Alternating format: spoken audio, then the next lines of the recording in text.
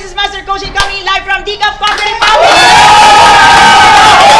Live coaches here in the Philippines will grow but rich. And yes, we're live. We're coming in live from Pioneer Road, corner Brixton and United Streets. We're inside Pioneer Center. We're across Unilab. And yes, we're live and live and live. Okay, this is not a con. This is not recorded. There's a lot of people in the house giving you some and because at this season and time, this moment, there's a lot of panic, there's a lot of tension, there's a lot of fear. And according to our masters, and I think you know that, love conquer all. Okay, so we're gonna start tonight with giving so much energy, and instead of just giving you just energy, we're gonna give you the energy of love. Yay! How do we do this? Okay, so I had a one master class. Okay, Marisa, hi Marisa, if you're watching, hi sister. I'm sure you're gonna be happy to see this. Alright, so I had a master class with Marisa, and one of the conference we had is that she introduced, okay, she introduced the concept of love bomb. Okay, so love bomb, and she would do this. Okay, the whole conference she would do this love bomb boom, love bomb boom, love bomb boom, and it's just like you can imagine 5 minutes, and the whole people in the conventions just giving about love. And maybe for those of you who's just like introverts, like what you're doing, but I think we just have to once in our lives try to figure it out. Can we really have a love bomb and it just boom? All right, because most of the time what explodes from us is anger. Yeah, right? Anger, disappointment. So can we just give the world a dose of love tonight with a love bomb? All right? So we don't normally do this, but tonight we're gonna pan the camera. Okay, I'm gonna give you some love bomb boom, love bomb boom. So if you're watching, okay, even if you're watching this on a replay, hashtag replay, I want you to do this. Okay, so you have a bomb, a love bomb like this, alright? Okay, and you say boom. Okay, so love bomb boom, love bomb boom. You can do it dancing. Okay. Alright, so the concept is how do you spread love like a bomb? Can we do it? By the way, this is coaching for the soul. This is strengthening Thursday. And it is really in perfect alignment because we're going to be talking about mental energy and self-expression. So we're going to express love. So all across the room, okay, our coaches in the barista and pastry. All right, let's do it. Are you ready? Okay, so we'll do it like 60 seconds. 1 minute, right? 1 minute. Okay? So you don't stop for 1 minute, you keep fighting, alright? Okay, 1 minute. Ready? Okay, love bomb. Let's have some energy. Alright, so let's do this. Love, come on. Love bomb, boom. Love bomb, boom. Love bomb, boom. Okay, let's find the camera. Love bomb, boom. Let's have some creativity. Love boom. Love bomb, boom. Love bomb, boom. Love bomb, boom. Love bomb, boom. Okay, love boom. More. Alright, just imagine there's one person that you want to receive in. Woo! Love bomb, boom. Love bomb, boom. Love bomb, boom. Love bomb, boom. Love bomb, boom.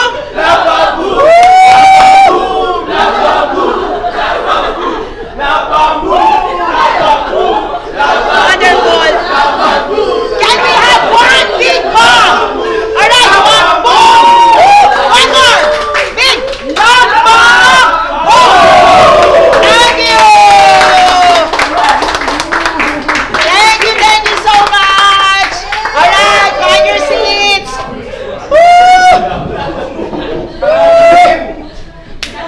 Thank you, Ishi. Thank you, Coach Candy, for that. Thank you, Coach Pai. Can you please give yourself a big? All right. How do you feel? How do you feel? Hello, everyone. All right. So you're not mistaken. This is our weekly coaching for the soul. And most of the time, we talk about things that energize you, calibrate you, and realign you. And for tonight, we're talking about self-expression, the mental energy. You're joining me for a series of chicken soup. All right, why chicken soup? Because it's believe that through the years by tradition that if you feel anything, all right, if there's something in you that does not connect, all right, so chicken soup can provide some relief.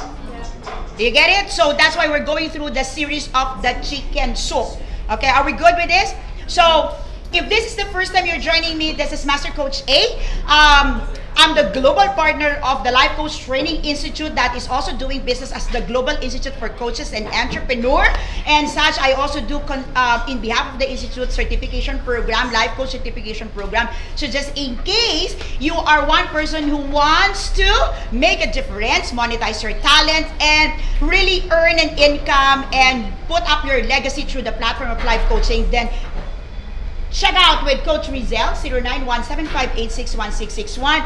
Up next is our batch 40 this coming March 26 and 27. And we're inviting you to come over and join us. I'm a professional certified life coach, and in the season of my life, what I really wanted to do is really to help people, okay, to be able to monetize the very things that they want to do. And that's what your talents, that's your passion, that's your hobby. Those are the things that comes naturally to you. Okay. I also want you to start making a difference, because I know each and every one of us have a message, okay, who wants to make a difference. Let me emphasize that. You have a message, and that message is something that will make a difference in other people's lives. Tama po ba? Yes. Alright, so we have Coach Faye, okay, Ricky Boy, oh, hello, nakakahawa naman ng positive energy. Yes, you can do it also. Love bomb boom. Alright, so try it in your space. It will help you. Okay, really tonight I want to come in and share with you what we do in this space. We are a 24/7 coaching hub. We are up all night. Okay, so 24/7, and yes, we're not closing the door. Yes, we understand that there is an danger, there is a threat. Ano pa ba? There are medical conditions and all over the place. Yes, we got it, but we believe that the government, the authorities, the medical people are doing what they can do to allow us, okay, to learn the information, to receive the informations, and to practice the informations. All right? So I think what the government is doing, the medical practitioners are doing, is really to provide us what we need so we can live life not as normal, maybe still, because there's a lot of things that we need to do. We need to pray, we need to care, we need to give. But hear me out on this. This is me. This is just me personal, okay? I believe in this season, this is the season of our lives where, okay, we need to be more responsible and we need to be more caring, okay? Responsible meaning we take all the necessary care, we take the necessary sanitations, the hygiene, and I think this is also the moment when we need to care for other people. Now, don't get me wrong, I understand when you have to buy things for your family, but I believe it's also hurting other people when we stock up on things that we don't need much, okay? I would understand that there are things that you need to buy, okay? But if you stock it up to the point that other people cannot have it, I appreciate all the grocery people, the grocery owners who would really do their thing to replenish the stocks. But you know, sometimes if you consume so much for a day, it's also difficult for them to maintain the inventory, and we're hurting other people. So I believe consuming, buying, okay, and maintaining a certain level of inventory, level of goods that you just can consume for I think a day, 2, or a week is something that will make you feel comfortable. Okay, so let's spread love. Okay, let's help other people live life, okay, even at this moment where there is an imminent danger or threat to our medical conditions and our medical health. Okay, now, we would like also to take this moment to invite you all, okay, yes, sabi ni Coach Faye, okay, she super agree, okay, sharing is caring, okay. We would like to invite all of you to join us by 10 o'clock tonight. We're again doing our tribe night of prayer. So if you're within the area, or just in case you can still catch up at 10 o'clock, we invite you, immaterial, regardless of your religion, regardless of where you are today, like your beliefs. We just want you to come over and pray. And for those of you who are suffering or experiencing anxiousness, anxiety, there are people messaging me. For those of you I'm not able to attend, hindi naman seriously, but for those of you, there's a lot of people messaging me and suffering from anxiety, from the fear, panic, and all. And normally I would be able to call and stop and all. Because of that volume of calls and communications coming in, really what I want you to do is come over to DCAP Coffee Republic. We are a 24/7 coaching hub, and we will be able to help you. I'm only one person, but there's so much coaches in the house who can help you. Okay, so if you're getting help from Coach A, you will be getting much help if you come over and get some talks, conversations with our certified life coaches in the house. So please do me a favor. If you need help, I'm sure you send me message. So I have Messenger, I have Coach A, I have Coach A coaching page, I have Life Coach Philippines. We have also DCAP, and I also have my email address. My hands is so full. I can't attend to all of you all of the same time. So for those of you who's getting response to me after 24 hours, I'm trying everything I could. But trust me, it's best for you to come over to DCAP Coffee Republic. You'll get more help from the other coaches in the house. Right, coaches? Yes. Yeah. And for those of you who cannot, travel, for some reason you cannot travel, just drop us a message and we can endorse you to other coaches in the house. Not that I don't want to give you my attention, it's just that there's so much request right now and I can only handle so much. So if you want immediate attention, I really encourage you to come over or send us a message to Life Coach Philippines so we can also allow other coaches to be of help and service to you. Is that good? Yes. Good, coaches? Yes, good. Okay. Binigyan ko lang po sila ng pagkakataong huminga at makapagpahinga. Okay? Kumusta naman ang ating pagpapapawis? Ang ganda, di ba? So, I really encourage you to be doing something like that. Okay? We're talking about self-expressions. We're talking about mental energy. And Chicken Soup series is really all about mental wellness. Okay? This is actually a series that I'm doing this March for our mental wellness, for us to be mentally fit. And I'd like to share with you this coaching-based intervention program or model that I'm using for people inside. Though, coaching is not a replacement, okay, for therapy, psychiatric treatment, and psychiatric medicines, okay, being given to you. But we believe that with life coaching is we can help make your recovery faster, easier, and should I say, it is something that you would be needing if you think at the season in time, okay, you are considering to slow down with your medicine, or maybe you are not yet ready to seek medical attention. If you're like, I'm not ready to see a doctor yet, but you need help and you want help. So what we offer is coaching-based intervention program or model, where it's divided. Of course, there are 8 dimensions of health, of holistic health, but on the basic, what we provide immediately is physical energy, mental energy, spiritual energy, and emotional energy. And for tonight, I'm on my week 2. I'm going to be talking about the mental energy, which is actually self-expression. So, let me ask you, hello everyone on floor, magandang gabi ulit. So, how was that experience of the Love Bomb Boom?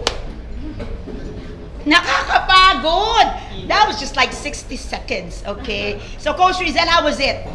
Exciting. Exciting. And do more of that is long recording. So, we can do more of the Love Boom, okay? Okay, so kayang-kaya natin. Coach Sean, kumusta naman ang Love Boom natin? Energetic sa akin. Energetic. Medyo comfortable yung una kasi so I got used to that. Okay naman. Pwede, di ba? Pastor, kumusta naman ang Love Boom? Lang po ko eh. Ha? Iba na po yung sinisigaw. Ano sinisigaw? Na-move na to. Laba po yung iba. You know what? You can even do that, okay? You can even do that more targeted. I mean, think about it. Most of the people would do flying kiss, diba? So just imagine you just have Love Boom and you just target it to one person. How does it feel? Coach Janet, kumusta kinilig si Coach Janet? Rosana, Coach Master Coach Jasmine, kumusta ang pakiramdam ng Love Bomb Boom? Coach Pai, kumusta naman ang Love Boom natin? Nakapag-workout, nakatulong yan, di ba? O nakapag-burn ng calories. I mean, imagine a 60 seconds exercise like that. And you're sharing love. O, di ba? Imagine nyo yung energy sa office nag-down, energy sa bahay, and you know, all of that, and you do that. Coach Orby, Love Bomb Boom? Parang naging visible ko kasi. Oh! Nagkaroon daw, love personified. Ano, Coach? Ina-up mo kasi siya. Paano, Coach? So, paano love ang boom mo? Unan nyo mamaya yan si Coach. Oo, sabi ni Coach Rizel, maganda daw to for the slumber party. Okay, we're inviting you to join the slumber party March 21, tama. March 21 here at Decaf Coffee Republic. We're inviting you to join us for our second, okay, monthly pajama party here in the house. It's fun. Trust me, it's fun. Alright, so, I want to talk about tonight your mental energy. And think about it. What comes to your mind if you're watching online? Thank you so much for joining us online. If you prefer now to stay at home and to be safe with your family, all I want to say is enjoy the moment with your family. Moment yan. Pana, Coach Marife, okay, good evening. Coach Marife, Love Bomb Boom. O yan, try it, Coach Marife. I think kayang-kaya mo yan. Okay. Oo, I look forward. For those of you, okay, who's watching, okay, you can even do this just like a challenge. I do that for your group, do that for your organization. I think it's something that would elevate immediately the energy. Tama ba? Oh, sige nga, isa pa. Love Bomb! Boom! Sunday sa church. Paano, Pastor? Love Bomb? Pastor, hindi kasi nakaporma ng puso eh. Love Bomb? Love Bomb. Boom! Pastor, puso! Ayan daw, sabi ni Ate Jasmine. Ulitin natin, Pastor. Go, one more time. Love Bomb, boom! Oh, diba? So try it. I know it will create a lot of mental energy, positive. It will breathe positive mental energy in your space. Try it right now if you're watching. Sige lang, subukan nyo kahit kasarili mo na yung kaharap mo. Harap ka sa salamin. Love Bomb, boom. Diba, maganda siya. Trust me. Alright, so, how many of you here have realized that the way you exchange communications or you exchange conversations with someone heavily affects your emotions, your day, okay, or your temperament, okay, your mood. Iba tawag dyan, mood. Have you ever experienced speaking with someone and after talking to with that person, you felt like a dose of big dose of energy left you? Yeah. Alright, so I had a book before. It was borrowed by my friend, di na nabalik. But the title of the book, friend, if you're watching, okay, I love that book, but yeah, you can keep it. I got the message of the book. You know, the title of the book is Emotional Vampires. Oh, have you ever thought of that? Do you know someone who's an emotional vampire? If you are one emotional vampire, can you give me some angry emoji in there? But you know, seriously, give me some love bomb there, okay? So, have you ever encountered someone, not you, okay? You're not the emotional vampires, okay? No, trust me, it's not you. But have you ever encountered that person who drains your energy? Yeah. Yeah, you feel tired, right? Because think about it. A conversation will not make you tired physically, right? But how many of you would feel that some people, after talking with them like for some time or few minutes, you feel like your physical energy is draining, right? And like, wala ka ng gana for the rest of the day, or like, ubus na ako. Di ba? I mean, gano'n.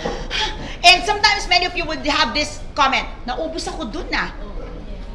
Right? Or, nakaka-drain siyang kausap. And maybe there are people that you don't even want to talk with because they feel like toxin to your body. Meron bang ganon? Coach Pai, di ba, sa office, di ba, parang please, di ba, kung nakita mo sa corridor, please. Oh, not today, alright? There are people like that. Don't get me wrong. Okay, I just want you to come into the space of honesty, okay? That these are people that you don't want to be with, right? Ayaw umamin. I don't know about you, but I don't want to be with emotional vampires. But guess what? In my entire life, I've always with emotional vampires. That's why I got that book. Yeah. And I needed to study that because I like the person, I love the person, I hope to enjoy their company, but there are people that when they get inside the room, they seem to suck all the energy. Right? And you would be starting very well, you would be starting joyfully, and when the moment they get in, the conversation starts to get sour. Come on now. Can you connect with me? So can you have a mental picture of those people, okay? Don't condemn them. Please don't, all right? Don't, okay? That's not my intention. My intention is for you to have an understanding where, when, and how, okay? And maybe why you start feeling that way towards other people, or maybe some people feel that towards you. Baka baliktad, ikaw naman yung emotional vampire sa kanila, or people just like don't like talking to you. Okay? Okay, so let me go back to self-expression. You know, self-expression is really vital in the way we communicate. Self-expression is a manner of communicate, and it's vital. The way we communicate is, it's vital to know that the way we communicate is also the way we're getting the dose of energy that we need in terms of mental setup. Okay? So, mental energy depends heavily on our manner of communication, our manner of self-expression. Okay? Even for those, when I talk about self-expressions, I'm not only talking about words. I'm not only talking of the verbal things that we do. I'm even talking about that love bomb boom thing that we did. Okay, that's expressing yourself. Now, in mental wellness spa, in a mental wellness intervention program that we do, we start with, last week we talked about physical energy, which is sustainability, and we move towards mental energy, which is self-expression. Now, most of the time, when we talk about expressions, we're only thinking of the way we say what we want, right? Or the way we accept and receive what other people want. Am I correct? But have you ever thought, and have you ever planned, or have you ever come to a point where you're so mindful of the what, the why, the how, the who, the when, and the where of your communication? Have you been really come to a space where you're mindful of what am I communicating? Why am I communicating this? How am I communicating? Where and when? Have you ever thought of that? No, not. I'm sure not. I mean, if you've been honest, and if you're a typical person, a normal person, you just communicate that way. I'll say what I want. I'll communicate what I want. Okay? So now, for mentally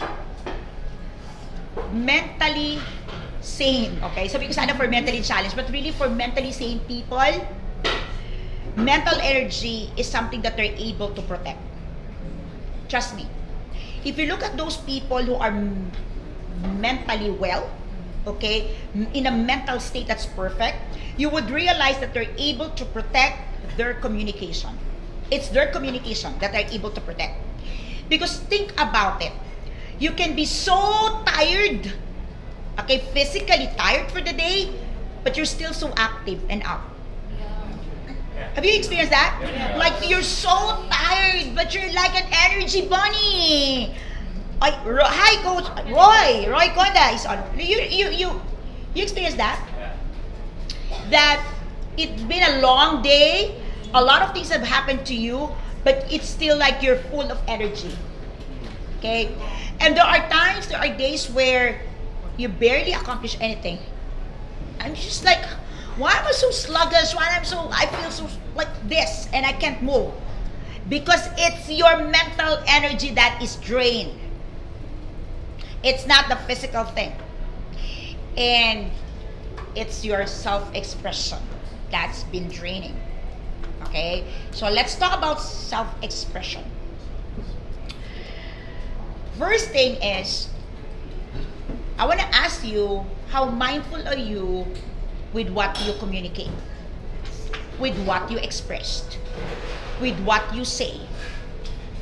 Okay? With what you allow people to hear from you. Now, why? Why is it important? Because what you allow other people to hear from you is the same words you hear yourselves. You get it? So, think about it. If you say one positive word, okay, let's do it. Can you say one positive word right now to the person next to you? Just try it, one positive word. You're pogi. Come on now. Right now. Right now, try it. Say one positive thing to the person next to you. You're beautiful, you're kind, I love you. Alright? Okay. You imagine it is very impossible to say one positive word or one positive thing with a posture of sadness. It's like naturally, when you say one positive thing, one good thing to the person next to you, the facial expressions like follow, right? You smile. Or the posture of your face start to loosen up if it's stiff, right? Okay? So, and here's the thing. Because you express that verbally, alright, you're able to express yourself, think about it, you heard it. You heard it, right? You heard it even louder than the person who received it. And you heard it even louder, so that positive words have triggered something in your brain. So you are actually the first beneficiary of the words that you have spoken. Come on now. Yeah. I mean, try this, okay? You try saying beautiful to the person next to you. Come on. Diba? Oh, you try. Can you say beautiful with that face? No, you can't, right? Coach Sam, hello! Okay, sabi niya, enjoying learning. And Coach Faye, okay, if I'm doing what I truly want, I don't physically tired. I know that. Energy bunny din to si Coach Faye, right? In the same token, if you try, don't do it now, okay? The energy is so high, okay? But if you speak one ill word or words or comments for other people, would you agree with me that you start feeling low? You receive it as well. May kilala akong bully. May kilala daw siyang bully. So pag nang-bully ka, nabully mo rin yung sarili mo. Nasa-try ba yun? Are you getting this? So the what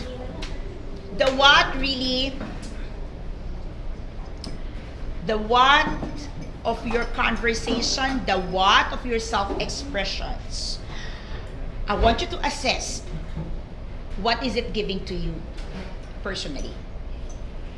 Like, would you be mindful? Or if you are mindful of every expression, every self-expressions that you do. Now, think about this. When you talk about self-expressions, you're not even talking only of verbal, right? Yeah. Self-expression could be arts, right? Can be drawing. Rubik's Cube. You got it? Because this is self-expression, right? Can you, or if you are into performing arts, Yeah. can you perform a sad melody and be happy? I, Coach Marife, agree. Positivity spoken energizes the heart of mind. Tama po, di ba? You can. If you start expressing sentimental messages, would you agree with me that you also get it? And you start performing beautiful songs, joyful songs, you start getting it. That's why when you watch someone's performing love songs, singing love songs, you start feeling like, I'm in love. You get it? So how much more with the person's performing it? How much more the person expressing it? Same token, those people who are expressing love through their abstract paintings, even if nobody get to understand that, they start feeling and they start like, di ba parang nag-bloom? You're getting this, right? And when you start painting something that is like of negative energy, you start getting it. I watch this with people who's into performing arts, into creative arts. Even for those people in service provider, picture it out if you're preparing coffee at nagdadabog ka. I mean, mapait. But you see, you got it. Like, you know, an irate customer bang on you, ordered, you know, not the way you're supposed to be treated, and you start responding negatively, you got it, right? And like you start feeling, okay? And maybe you imagine this, okay? Maybe you imagine this. In a room, okay, your boss called an employee and the boss reprimanded that employee. Would you agree with me that you're also getting it? So that's just making a point that it's an energy. Okay? It's an energy, and self-expression have so much to do with that energy. So the what? Now, let me ask you also, how mindful are you with the why? With the why. So we started with the what. So for the why do you express what you express? Why do you say what you say? And better yet, let me ask you, why do you allow other people to express the way they're expressing it to you? You got it? Like, why do you say what you say? Why do you express what you express? But maybe the another part of it, it's just like, why do you allow other people to express things in that manner towards you? I mean, why do you allow other people to speak to you ill, or treat you badly, or treat you without respect? Yeah, why? You needed to understand that all of these things affect your mental energy. Are you getting this? Why do you allow other people to be in the same space giving you that kind of energy? Yeah. That's why in an office, if you have an employee, a co-employee who speaks of and share all the green jokes, and if you're a lady, if you're a woman, all of a sudden you start feeling small and you start feeling like, why do I feel not really comfortable? Am I correct? Even if you're laughing with it, you're trying to ride with it because you don't want them to call you corny, diba? You start feeling that. Okay, I'd like to read this from Coach Sam. Okay, what you give is what you get. If you give something positive, then will return back to you. Positive attitudes begets positive attitude. If you're negative, that would also infect other people. That's true. In other words, you cannot give what you do not have. Exactly. So, you cannot give what you do not have, but sometimes we also forget to give what we have. It's the same token. Alright? We cannot give what we do not have, but some people are not generous enough to give what they have. They have full of love, but they don't express love. Are you getting this? So I want you to take a look at the why. So the next thing of the self-expression is the how. The how. How do you really express what's in your mind? Have you ever thought about how you really express what's in your mind? Because some people would say the way I express is by talking. But you know what? With me, I get much of the expression without talking. I get more from a person just listening to a person. Well, maybe because I'm a coach, or maybe because I can hear more without the words. Because most of the time, there's a disconnect with the words and the facial expressions, and I get more confused. But if I look at the eyes of the person does not tell me anything, I can connect immediately and I can just like, that's it. I can look at the eyes. But of course, it's difficult to do. It's difficult to do that if you're scared looking at other person's eyes. That's one of the toughest thing to do. Look at the person's eyes. Contemplatively, with intentions to really know the person. Okay? So that's hard. That's the tough. Okay? But you can do that with practice. The how of expressions. When you talk about mental energy and self-expression, this is not a one-way thing. It's not a one-way thing. When you expressed, you can only get a mental energy when you get a return, a feedback mechanism to that. Okay? And when you get them, if you know that you're getting a feedback mechanism that is boosting your mental energy in a positive way, if you could also respond in a positive way. Okay? So sometimes if you experience, okay, you are in a conversation with someone, okay, it's not negative, no anger, no nothing, but it's not boosting you. It's not doing you anything, right? Because you're not on the same frequency. It's possible. That's why it's the how. Because sometimes when somebody, take a look at this, test this. Somebody asks you, how are you? And you just respond, I'm okay. Immediately the frequency does not connect because the person is so interested and so enthusiastic to know about you, and you respond, I'm okay.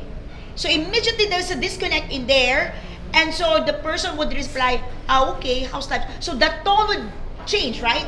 But what about the person asks you, how are you? And you start like, yeah, I got this, you know what, and everything, and the energy is just there.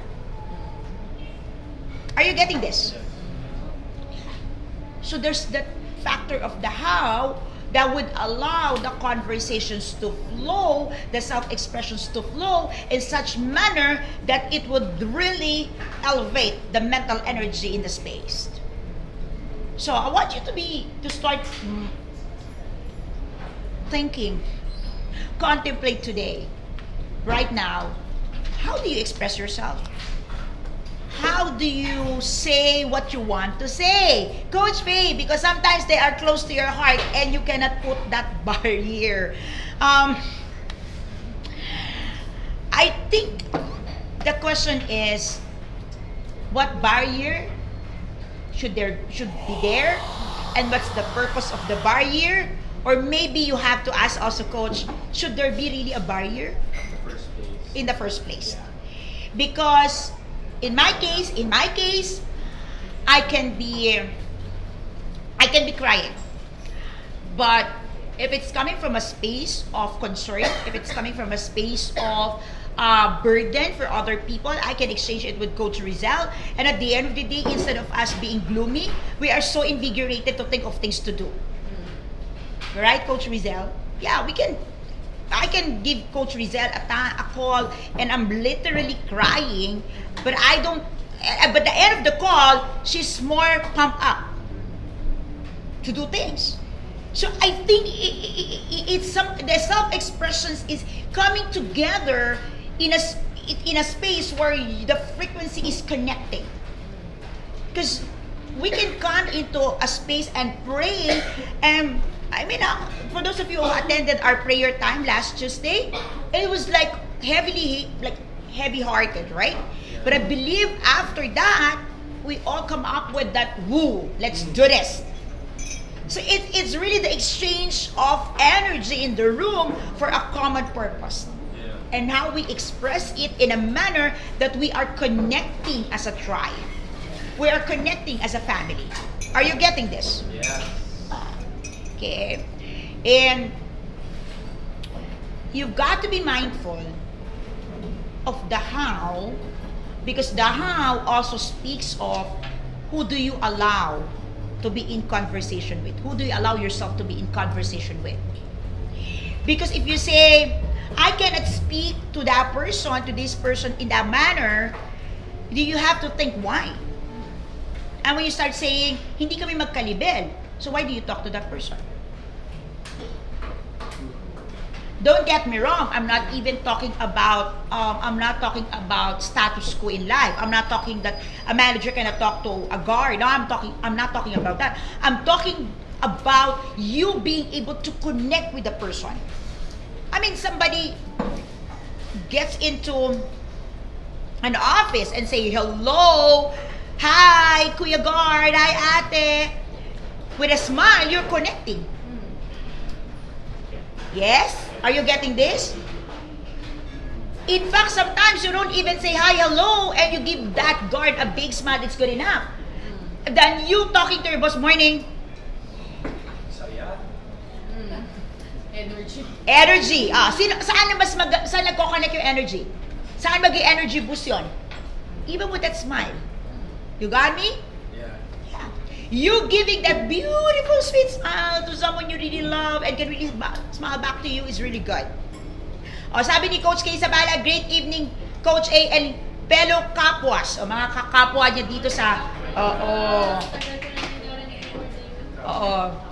Are you getting this? It's the how. A beautiful sweet smile can make a difference. Paano yan, Pastor Paz? Ay! Yan. Muna. Buo, puso, love bamboo. Ganun kasi sumon na kayo. Yung puso kasi ni Pastor hindi niya ma-shape. Pinalawak ni Coach A. Wow. Pero walang shape, walang shape. Walang shape eh. Love bamboo. Kasi yung heart ni Coach Tumagilid. Pag ano. Tumagilid. Rip. Paano kung rip? It's okay if you can still bring the positive energy of love, right? I think for broken-hearted people, for those heart that been bruised, and you're recovering with that energy of you want to give more of the love that you didn't get to receive, I think that's even beautiful. Ako lang naman yun. O yung mga taong nasasaktan, masarap pagmahal yun. Yeah, because they learn, right? They learn. Oh, diba? Alright. So you got the what, the why, the how. Okay, eto na. The when. The when. Sino ba tong si when? Okay.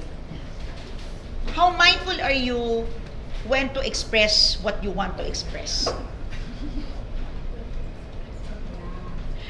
How mindful are you when to express what you want to express? I mean, think about it. If you've got a sentiment to express and you express it really at the wrong time, oh my goodness, it's gonna hurt badly. Ang tawag natin dito, wrong message, wrong timing. Ano na nangyari? Wala sa hulo. Wala sa hulog. Diba? And sometimes you're communicating love, the person cannot receive the love.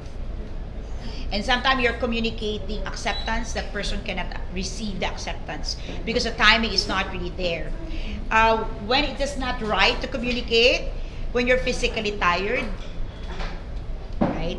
When there is so much in your mind going on, you know when you're so full of clutters and chatters, and you try to communicate something that's positive, that person would not get it. Right? Even if you say, I love you, tapos punong-puno ka ng drama sa utak. I think you have to start looking at the when. When? When do you say what you want to say? Especially if those messages that you want to come across is so important to you. You have to understand that the when, the timing is so vital. So many times you're communicating. Have you ever tried communicating with someone and that person responds back and you said, "You're not getting me." Yeah? Or the person communicated something to you and you responded and that person said, "You're not getting me." Or that's not what I said. That's not right. Hindi mo ko naiintindihan, yan ang version ni Coach Tin. Or eto yan, hindi yan ang sinabi ko. Tapos may ganito ka, diba, sabi mo ganito, hindi nga yan ang sinabi ko, pero pag panakinggan mo, parang pareho naman yung wordings. Yung Yeah. Kaya nagkakagulo, pareho ng wordings, pero hindi daw yun ang sinabi. Paano ko nalaman na hindi ko naintindihan? Because sometimes we communicate on a timing that what we want is approval, not understanding. Ouch, diba? Hindi nagdagdagan. I'm sure you didn't see that coming. Coach Paulit. Because sometimes you are communicating not to get an approval but an understanding, or not an understanding but an approval. Hindi po kasi pareho yung understanding sa approval. But many times you say, if you understand me, you will approve of it. Hindi po siya pareho. I can understand you, but I will still disapprove. Because it's not the same thing. So sometimes you're communicating and you say, you don't understand me, simply because the person said no. The person can totally understand, but you're not getting the yes. I understand why you're so disappointed with that situation, why you're so disappointed with that person, but I don't agree with it. Yeah, but I understand why. But I don't agree. Wow! Okay, my takeaway, my go. Si Neon, meron na siyang takeaway. I like it. Can I just read it before matapos may takeaway? I like it. Mag-join kayo with a takeaway. I'm getting so far is that communication should be clear to the other person. If you want to build a relationship, you have to respect the time, the space of the person you're talking to. I'm getting to the where in a little while. Okay? Oo. I'm getting that. Sabi niya kasi hindi siya magko-communicate. Diyan lang makikinig lang siya. Thank you for sharing. Aalis na ata. Iiwanan mo na ba ako? Thank you for sharing.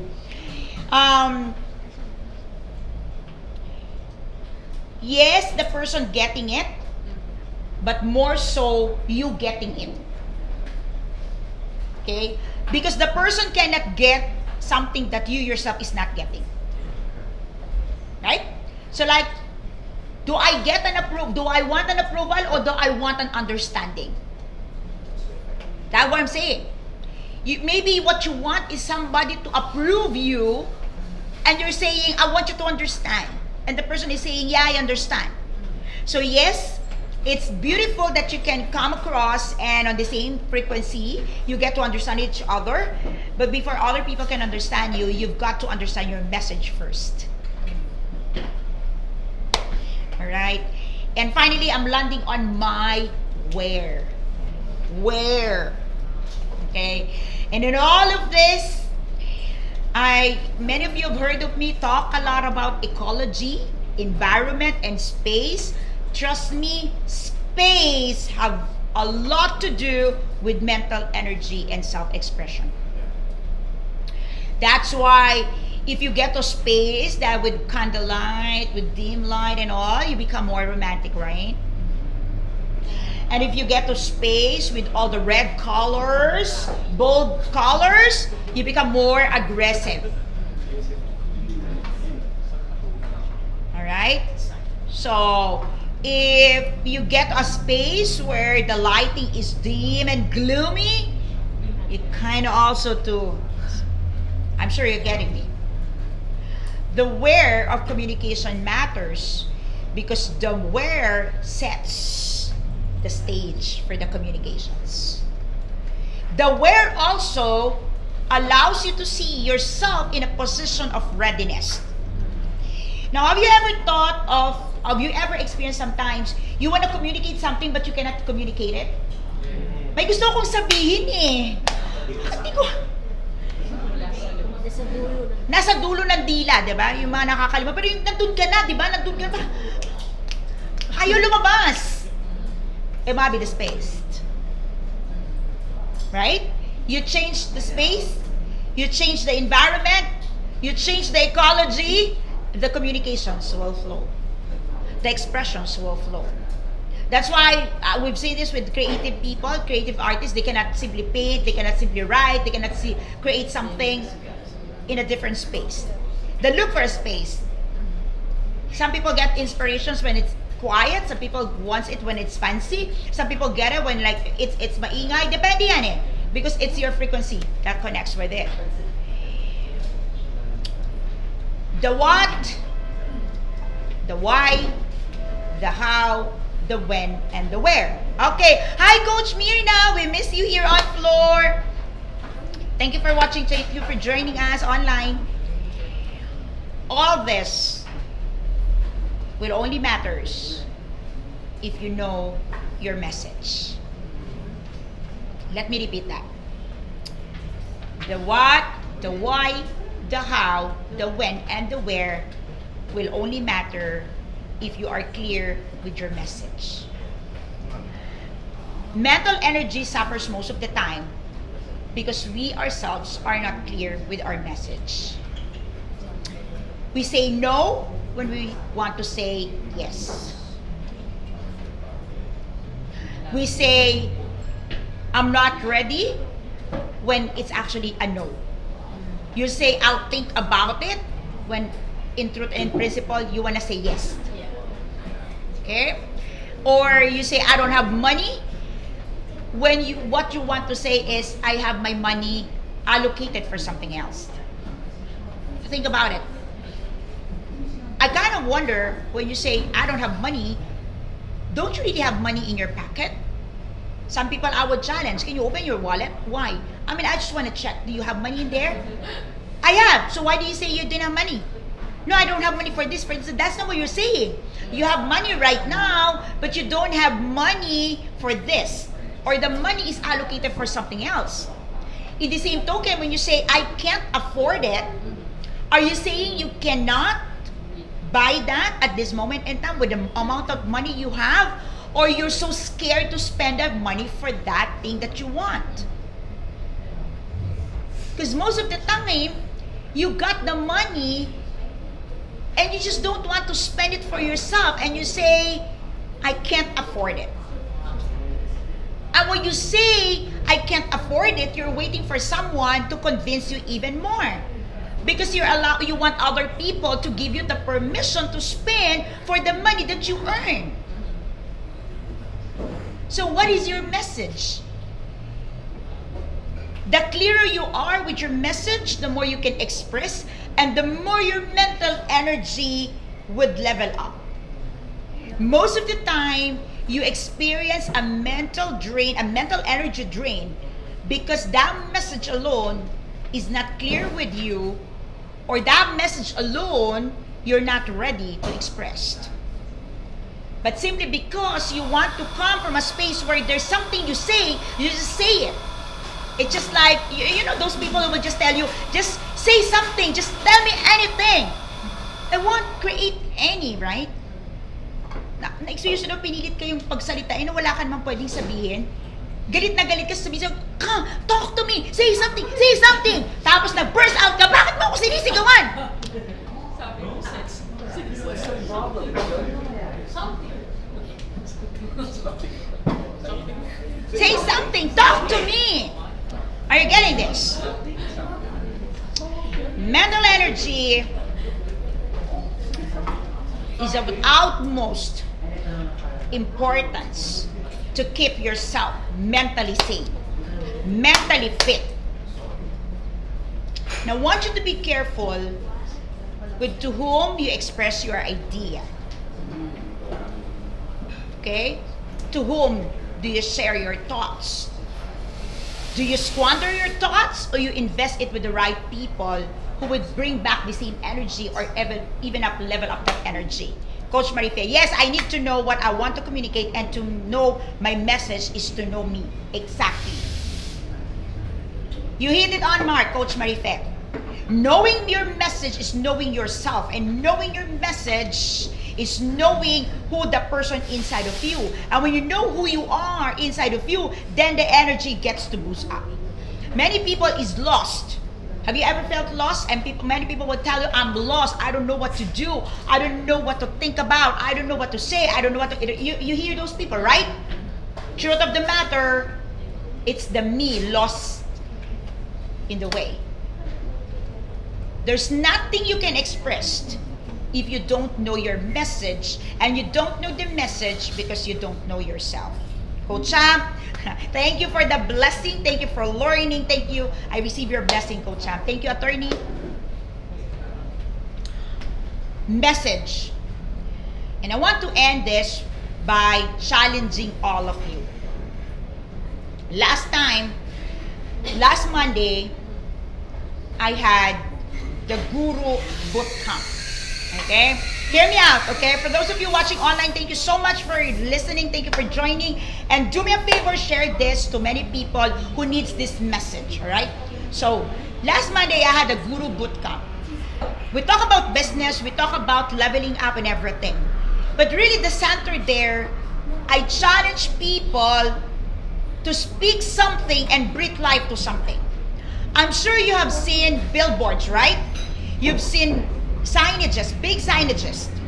And most of the time, these signages does not fit you well. Okay? It's either you feel angered, you feel envious, you feel lack, because bakit sila may ganito ako? You all those emotions. Am I correct? And I challenge my students, I challenge the 44 people who attended the Guru Bootcamp. Let's do it another way around. Let's put a twist to it. What if we speak of what's coming soon in your life? What's coming soon in your life? So, I don't want to challenge you to join it. Check out Coach A Coaching Community. I have a post there and I'm asking what's next in your life. Why don't you picture it out? You've got a big billboard worth 3 million and it's gonna be given to you for a month used. What would you be putting in there? What's gonna be your message? What is coming soon into your life? For the tribe, coming soon, Lead with Love Conference 2020, tuloy po yan, hindi po kami magka-cancel. Yeah, I think this is even the moment that we want to express and share the love as change agents. Yes, as of today, 5 of our international speakers from different parts of the world said yes. They're coming to the Philippines, they have tickets, and the local people, the local tribe is saying yes. We're pushing through with it. We're pushing through with it. Yes. Right? We've got 2 venues locked up for us, and yeah, you're gonna be secured. Everything's gonna be okay. No problem. No nothing. There's like we're on a go flag. All right. So I want to challenge you to join us with that movement, with that campaign. What's coming soon? Think about it. What's coming soon? What's coming soon in your life? My life. Global coaching footprints coming soon. Would you join me? Thank you so much. This is Coach A. I'll see you again on Tuesday for Kapihan Night. Bye-bye!